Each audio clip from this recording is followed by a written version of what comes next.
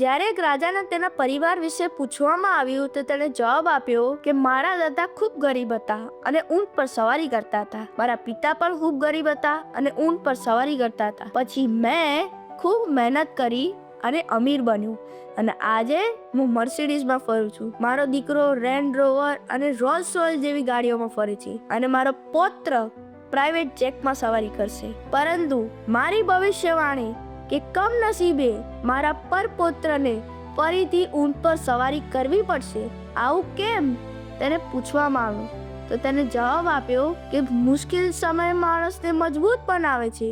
એક મજબૂત માણસ સમયને સરળ બનાવી નાખે છે. પછી એ સરળ સમય એટલે કે બિંદાસ મળેલી લાઈફ માણસને નબળો બનાવી દે છે અને પછી એ નબળા માણસ માટે સમય મુશ્કેલ બની જાય છે. મિત્રો, બધા લોકો આ સમજી નહીં શકે, પરંતુ જો તમે સમજો છો તો તમારે તો દરેક સમયે યોદ્ધાની જેમ ઊભું થવું પડશે. તમારા આ વિડીયો વિશે શું કહેવું છે? કમેન્ટ કરજો અને વિડીયો ગમે હોય તો લાઈક કરજો અને શેર પણ.